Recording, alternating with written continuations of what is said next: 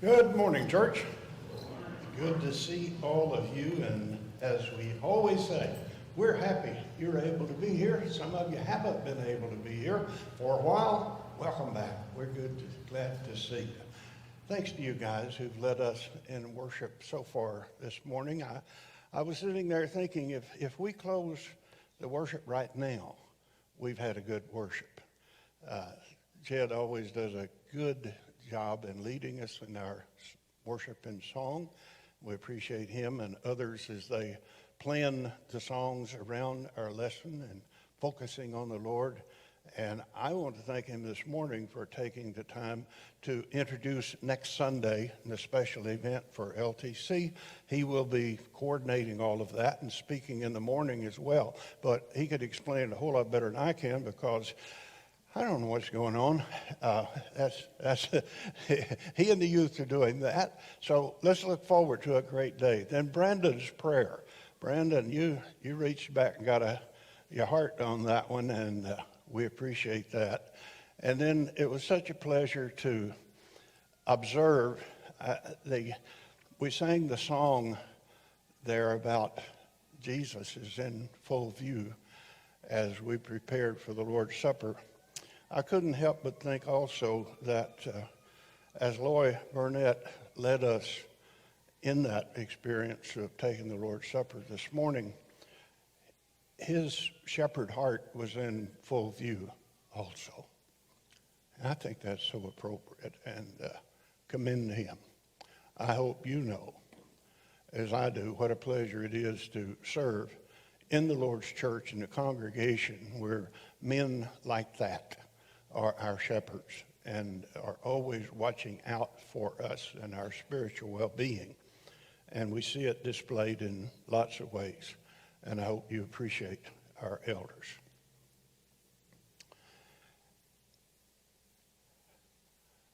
I want to go back this morning to a very brief history lesson as we start. There won't be a test, but just to get the focus of where we are with our beginning part of our lesson this morning, we're going to go to the book of Nehemiah. And in that, we're going to be finding the seed thought of what we're discussing about meeting a challenge today. Let me say before starting the lesson, to those of you who are viewing our live stream today, and every time that you come and join us, we are so pleased to have you. But today, I want to take a moment to explain something that you would need explained better than those of us who are here in the room do. And that is that we have in this city a great work for the kingdom called the Carpenter Place. And Carpenter Place, if you are away from us, you might have heard about at some time in the past as Maud Carpenter Home. And we have at least one individual in the congregation here this morning who was raised at Maud Carpenter Home. It was a children's home. As time passed and things changed, it has become a home that's dedicated to young women. And not to invade any privacy on the part of any of the people who are there at this point in time, but to say these are young women whose lives have kind of got off the road for one reason or another, largely not their fault, but there they find themselves. And this is a home where they can go and they can get it straightened out. And they can get back on track, and they can have hope for a good life. And some of them become Christians, and others rededicated and restored to the Lord. And they're happy there. Because of COVID-19, about a month ago, a little less, I called out to Ben Zikifus, the CEO, and asked, how's this affecting your cash flow? And do you have a shortfall? And he said that they had not been able to have any of their special fundraisers. The regular income was coming in as it usually did, but they depended on the fundraisers, and they couldn't have any of those. And at that point in time, there was about a $10,000 shortfall.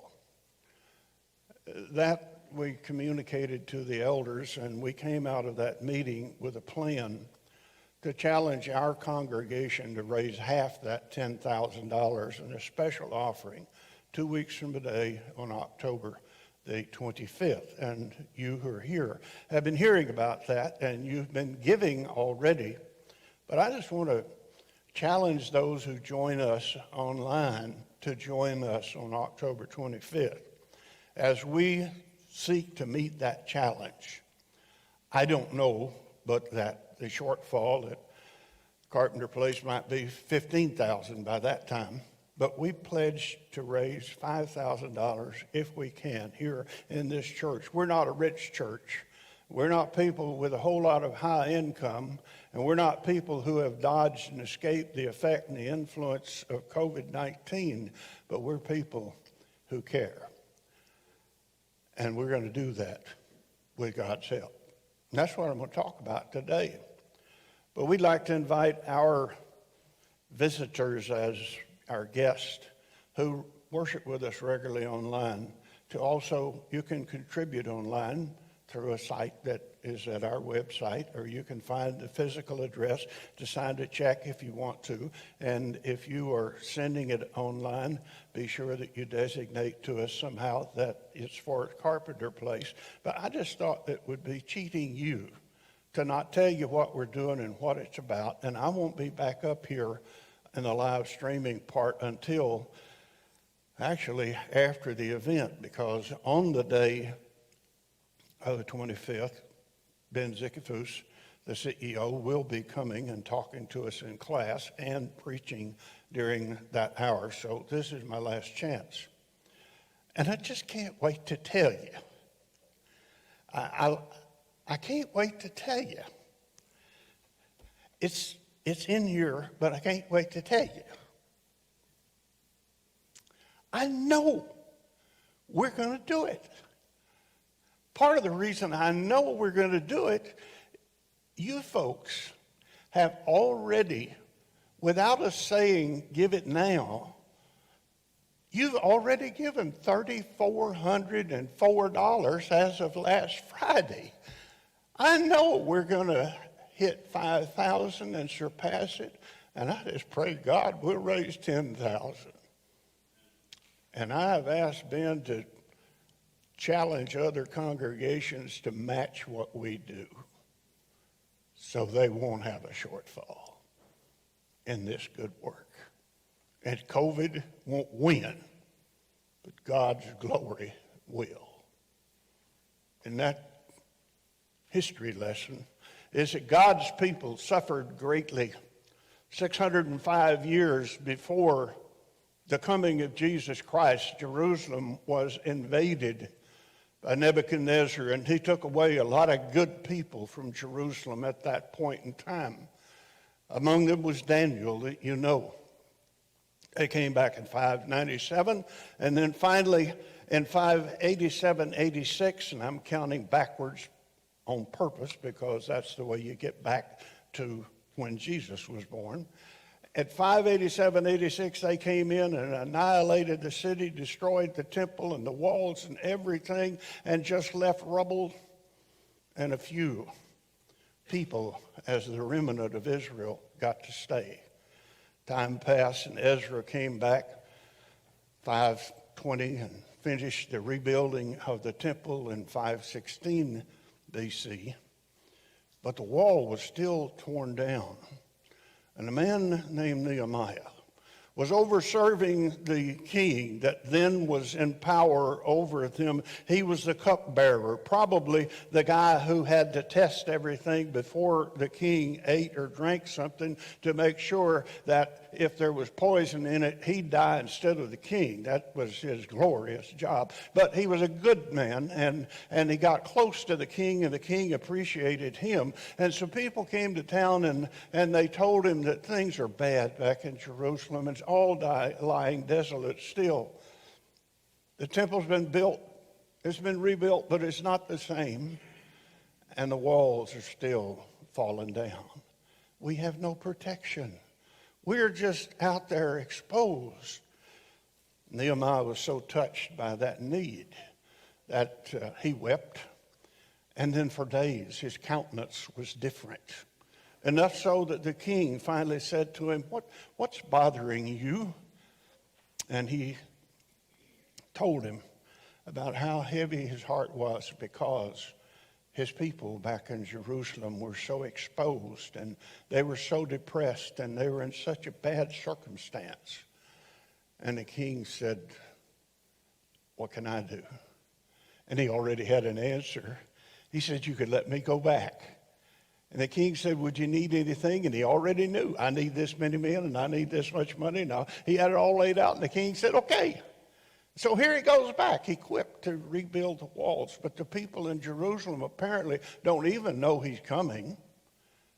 And he didn't want the leaders to know and get their hopes up or start to tell it, and it caused trouble. And so he kind of sneaked into town.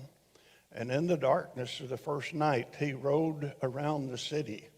And he saw all these gates that were torn down and the walls here and there. And he saw the real need. And then he got a group of people together. And verse 17 through 20 of chapter 2 is where this is reported. And he said to them, do you see the trouble that we are in? This translation that I've got says trouble. It might be you've got one that says, can you see the mess that we are in? Can you see how deplorable this situation is? But he went on to challenge them to let's rise up and rebuild this whole thing. Let's do it. They were poor. They were prisoners, as it were. They've been neglected. They were depressed. They were downhearted. They weren't organized. And he said, let's rise up and build.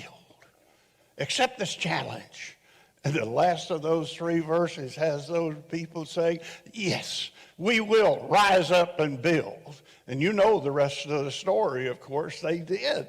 There was opposition. There was criticism. There were people who minimized what they were doing. There were people who tried to distract them, tried to get Nehemiah away, and let's go and talk about it. And he said, I've got something going on. I don't have time to talk to you. You have neither lot nor matter or any involvement or interest in this project. You leave me alone. In about 2 months, they rebuilt the walls. That's the kind of challenge that we have to be ready to face in circumstances like these. Our life is full of challenges, really, and sometimes greater ones than others. But generally, whenever we look back at the challenges that we have faced, we have to observe and we have to admit that those challenges, the dealing with them, the facing with them, and focusing on trying to accomplish what needed to be done has been, in fact, in the long run, it's been good for us. It's okay to be challenged. It's okay if we accept a challenge that tests us, that strengthens us eventually for other things that may come. These are the things that try men's souls. But when we have survived and overcome, we gain confidence. Our morale is increased. Our strength is increased. Our confidence in God being with us is increased. And we are fortunate to have had the challenges. Sometimes they seem to be insurmountable as we begin. But those times cause us to remember that Jesus said, Matthew chapter 17, if you have the faith as a grain of mustard seed, you can say to this momentous challenge, to this mountain, he called it, you can say, be moved, and it shall occur if you have faith. Faith that might be seeming to be less than we ought to have, and less than we might think it would require. The power is not in us anyway, but in God, who responds to our positive faith that he can accomplish anything, everything, whatever needs to be done. And then out on the other side, we are stronger, and that faith is authenticated. It is endorsed. It is empowered by God to grow and to increase and do more. Right now, we know that we as individuals, we as a church, as a city, as a country, we are dealing with some serious challenges. Ones that 12 months ago we did not anticipate. We are challenged to survive. We're challenged to stay well and to keep our family well and fed. We're challenged to avoid depression in our lockdowns, in our changes, in our, quote, new normals, to keep our family upright and together, to keep from there being division in our family, to keep the family moving forward and together. School offers challenges like we never dreamed. I can't imagine what school's like now for our young people. We've always, people my age, we've always tried to impress the young people with, we walk barefooted through the snow uphill both ways going to school. Yeah, we've said it was something. I'd trade my going to school experience real quickly for what our young people are having to experience so far as education opportunities today. I would, if I could, I'd give you what I had over the laptop. No, iPad, an absent teacher, and absent friends and relationships. We're struggling to deal with that. There's an election on our hands, and anybody who doesn't think that's challenging us just isn't keeping up. It's a frustrating experience. The economy is uncertain. Some of you have already had to deal with loss of jobs. Now maybe some others with job insecurity. There are mortgages and debts that need to be paid, and we're the kind of people who pay them, but we're dealing with the challenge of how do we secure the funds that let us do that. In the church,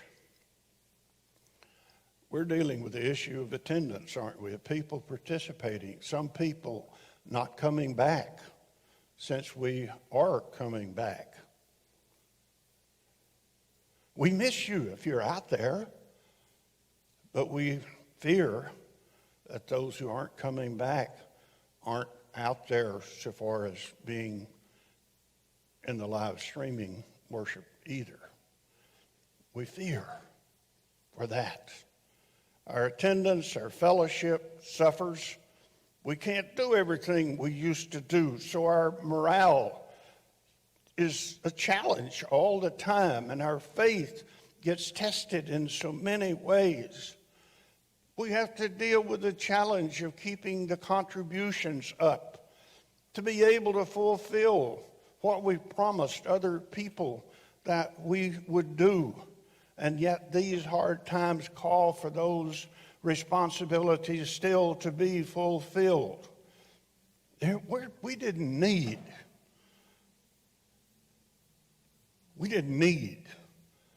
the elders to go out and create some new challenge. We had plenty.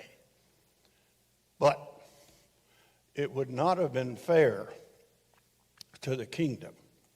It would not have been fair to us as a church to not be aware that the need existed, so that we could, in fact, rise up and build, so that we could accept the challenge, so that we could say, we can do that with God's help. We will. It wouldn't have been fair to cheat us out of that opportunity. The Apostle Paul told in 2 Corinthians chapter 8 and 9, In writing the church in Corinth, that seemed to be on good times at that point in time, so far as their economy is concerned, that he knew they had promised a year before that they were going to raise funds and send it down to Jerusalem where brethren were hungry. And he said, I challenge you now to do what you promised a year ago that you would do. And he held out to them a wonderful example. He said, let me tell you about a church. The churches in Macedonia. Macedonia is a big area that would have churches like Philippi and other places like that. He said, I want you to know how whenever we told them about the need, they insisted, and I'm paraphrasing verses 1 through about 9 or 10. We told them, and they insisted on the privilege of participating. In their poverty, he said, they insisted on the opportunity to help the brethren down in Jerusalem, whom they didn't even know, long ways away. But they insisted. And he said, even when we tried to discourage them, they insisted. And out of their poverty, they gave. But he said, first, they gave themselves to the Lord and to us, the apostles, by the will of God. Now he's saying, go do like they did and do that. And he went on then to say something that I hope I have time to allude to a little bit more as time goes on. And that's the fact that he said, with God, I believe this is about verse 11. If a man has a willing heart, it is credited to him by God, might be verse 8. It is accredited to him as he would if he had the funds. If he says, I'd like to give a great deal, and he's sincere in it, so far as God's accounting is concerned, it says if he had it and he gave it, he is credited for the amount that he would have given if he could. God doesn't keep books like we do. Sometimes some of us might say, well, I'm giving all I can. If you are, God knows that, you know that, and we respect that. Don't be ashamed. It'll be credited on God's part as if you had, because of your sincerity. Isn't that a wonderful God? But then some of the rest of us, we kind of flippantly spend our money on things we don't need, and we could think, if I gave that up, if I didn't do that, it's there. I'm just using it otherwise. Then we challenge you. Rise up and do the good thing. And sacrifice is good for us. It always has been. And so these people, he said, they gave so abundantly, although we discouraged them. And the key was they gave themselves first to the Lord. And that's what we urge you to do in this situation. And our challenges include, of course, Paul, in writing this same church in Corinth, over in 2 Corinthians chapter 11, he talked about all the kinds of things that he had on his mind. And he recalled a lot of the kinds of sacrifices he'd made, the ways he'd been punished for being a Christian, the ways that men hadn't treated him right, and the kinds of things that had happened to him that wouldn't have happened if he'd just stayed on as a Jew in the Sanhedrin court, and those things where he might have been. But finally he said, in addition to all these things, I have constantly, verse 28, I have constantly on my mind the weight of the needs of all the churches. I'm always thinking about all the things that need to be accomplished and all the needs that the churches have. And what this amounts to in our challenge right now so far as Carpenter Place is concerned. This is part of the kingdom. This is part of the church. This is part of the work that God's people are doing. And here's a need. And God's always told us to take care of the downtrodden and the needy, the oppressed, the orphans, and the widows. And then Paul, writing the church in Galatians chapter 6 and verse 10, said, as we have the opportunity, let us do good unto all men, especially those of the household of faith. We're bearing, now that we know that there's that shortfall and there's that need for this good work, we're bearing the weight also of something in the kingdom that we need to rise up and make work through the sacrifices that we are able to give. I ask the question, can we do that? When times are hard, when things are difficult, when we're challenged in so many other ways, can we do that? And God says yes. In Malachi chapter 3, God says, bring in the full offering. Bring in all that ought to be given.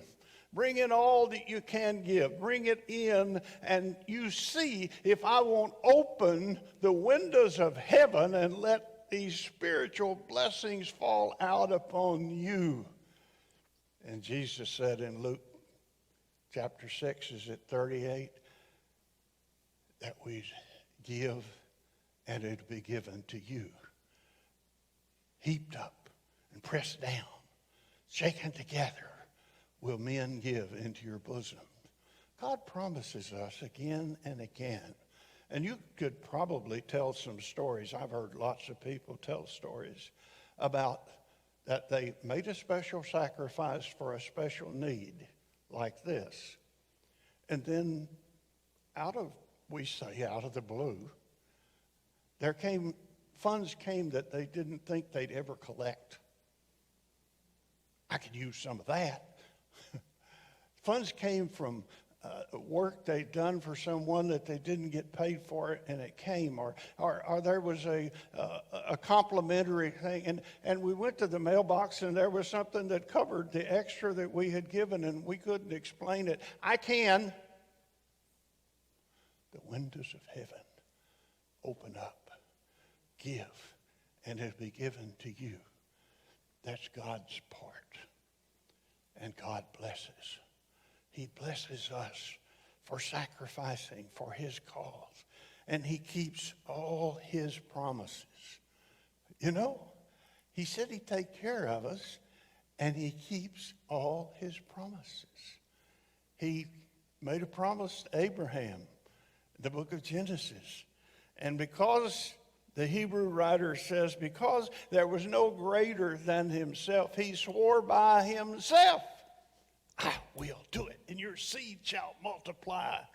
And look at what happened to Abraham's seed. Even in this day, still, we talk about how God blessed Abraham and his descendants. Let us rise up and build. Let us accept the challenge. And to God be the glory, because from him comes the power. It is, Deuteronomy, Moses reminded the people, remember whenever you are prospering, it is God who gives you the power to get wealth. And after all, we're stewards, and all we have and have control is not ours, but it's his anyway. And when we give, we're not busy deciding how much should we give, but how much of his should I keep? Let us rise up. I tell you, it's just almost already guaranteed. But how much can we do? God knows. In the next 2 weeks or so, we'll tell.